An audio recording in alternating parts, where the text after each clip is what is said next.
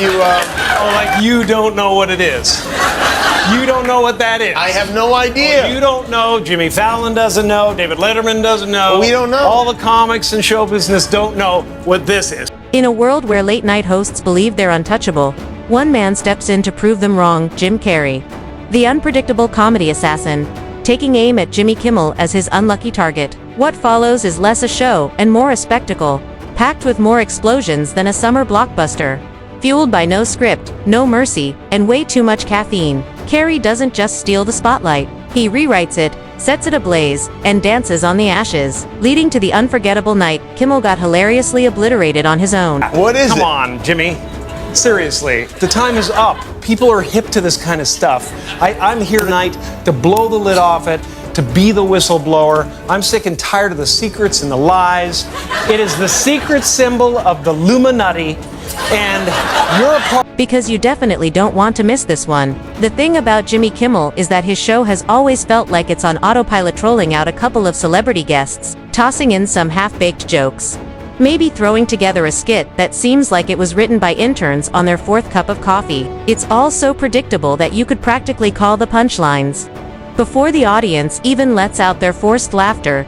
For years now, talk show hosts, people on television, people in sitcoms have been hired by the government to throw you off the track, to distract you, to make you laugh and stuff like that, make you happy and docile so you don't know what's really going on, you know? Brought in Jim Carrey, a walking cartoon, a hurricane in human form, a man who refuses to obey the laws of physics, comedy, or even basic human resistance in an instant. Kimmel's neatly packaged late-night empire transformed into a demolition site, with Carrey gleefully swinging the wrecking ball and laughing the entire time.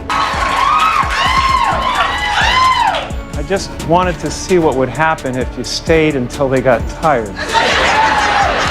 Usually people sit down during the biggest part of the applause. Yeah, right, yeah. So I thought I would see what that's like. Kimmel went in expecting a standard interview, the kind where the guest politely answers questions and plugs their latest project. But Jim Carrey doesn't do standard. He treats a late-night set like his personal playground. And if he sees a chair, he's not sitting in it. He's body slamming it, climbing on it, or turning it into a prop straight out of an abandoned circus. At the edge of the envelope with the blue devil. It's uncomfortable. It is. Lovely though. Yeah, but worth exploring. Yeah, well, have a seat here.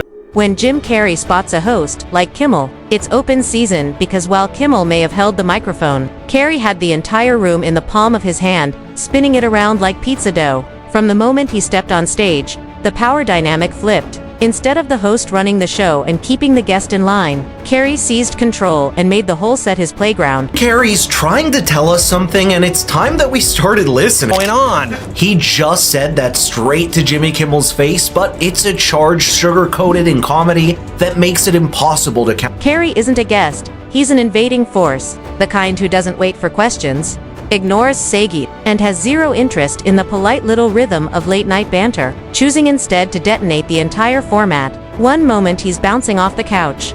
The next he's dismantling Kimmel's carefully scripted monologue, just by outfunning it without saying a single coherent word, proving that who needs punchlines when your entire body is the joke. Kimmel tried to play along, but it looked like a man trying to control a flood with a mop. And within minutes he wasn't the interviewer anymore, he was the sidekick, the extra. The unlucky straight man in Jim Carrey's one-man comedy takeover. What made it even funnier was how visibly uncomfortable Kimmel became, because he's used to being the witty one, the guy with the zingers and clever jabs, only to suddenly find himself completely outmatched. Look at him trying to come it out. It's hilarious. Buzzing. Hold on. They're trying to turn us into, consumer drones of some sort. Hold on, I just got to get this. And yeah.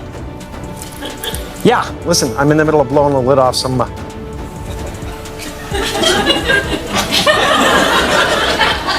What happened? I'm sorry. Sitting across from Carrey, Kimmel looked less like a confident host and more like a substitute teacher facing a classroom full of wild kids, desperately trying to maintain order while silently praying for the bell to ring. The audience, meanwhile, couldn't get enough nod of Kimmel's rehearsed lines, but of Carrey's chaos, the kind of laughter that isn't polite or forced, but the uncontrollable stomach-clutching, tear-streaming kind. Carrey owned the room, and, by extension, the entire show, twisting his face, contorting his body, and making noises that shouldn't exist in nature until nobody even remembered the original question. That's the genius. Carrey doesn't do interviews, he hijacks them.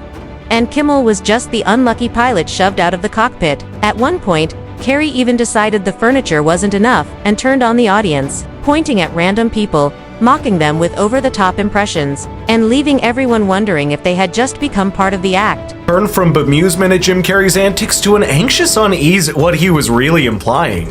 Now, you don't need to go too much down the conspiracy rabbit hole around that hand sign and the supposed organizations associated with it, and that's because I believe Jim Carrey truly meant something else, and something maybe deeper. Over the years, he's been disillusioned with much of the pomp and show of Hollywood, and it was clear by the insinuations he made saying that talk show hosts like Jimmy Kimmel are also mere distractions meant to pull people's attention away from things that truly matter. Imagine paying for tickets to see Jimmy Kimmel live, only to end up being roasted by Jim Carrey in front of the entire nation. It was the kind of chaotic energy late night used to thrive on back when it felt spontaneous, instead of like a factory line cranking out reheated jokes. Carrey brought that chaos back, and every time Kimmel tried to move to commercial, Carrey pretended not to hear. Every attempt to redirect to the Guests project was twisted into a circus act. It was sabotage, pure and simple, yet also the funniest thing that show had seen in years. And the audience knew it. They weren't there for another stale interview. They were there to watch real-time mayhem unfold. The energy in the room was electric, with people leaning forward, waiting for Carrey's next unpredictable move, half expecting him to climb into the rafters or pull a rabbit out of his pants, while even the cameraman struggled to keep up because Carrey refused to stay in one place. Every second carried the potential for disaster, and every disaster was comedy gold, with Kimmel's face telling the whole story, not the confident smirk of a late-night veteran, but the nervous grin of a man realizing his own show had just been stolen out from. Said that straight to Jimmy Kimmel's face, but it's a charge sugar-coated in comedy that makes it impossible to counter. Anyone that has been following Jim Carrey knows how the star comedian has become a more subdued and introspective man in his later age, trying to contemplate life's greatest questions. It's a pursuit of meaning that is the highest goal, which too many people never get to do because they're so caught up in trivial entertainment, petty politics, and pointless distractions, and there's no industry that's a bigger source of all that than the one that's been a part of his entire life. Carrey didn't merely upstage Kimmel, he made him irrelevant. By the halfway mark, Kimmel could have had his microphone muted and nobody would have noticed, because the entire program had morphed into Asterisk, the Jim Carrey Show Asterisk, with the supposed host reduced to background noise. What makes it even funnier is that this wasn't anything new for Carrey. He's been pulling stunts like this his entire career. Clips went viral. People replayed the moments where he dismantled the format. And memes spread featuring Kimmel's defeated expressions, with some even joking that Carrey should be billed as the host from now on. After all, he was the one generating the laughs, driving the energy, and carrying the entire night. The sweetest part was the contrast. Kimmel's brand of comedy is safe, predictable, and carefully packaged to offend no one, while Carrey's brand is pure chaos, absurdity, and unrestrained madness, and that's exactly why he owned the stage. Sorry. Okay, we played the soundbite on our show for you yesterday, and I'll play it here now just for those of you who haven't heard what got him indefinitely suspended. He's fired. We'll see, unless Disney bends the knee. But right now, it's not looking good for old Jimbo. Here's what he said inside. And he said that when he knew that it wasn't the case, the evidence had been ubiquitous about this person's left-leaning and commitment to left-wing ideology. We've gone through it repeatedly. Watching Jim Carrey collide with Jimmy Kimmel was like watching a polite dinner party suddenly invaded by a marching band. The guests didn't know whether to clap, run, or join in, while the host sat there shell-shocked as the chandelier came crashing down. That's what makes Carrey so lethal late at night.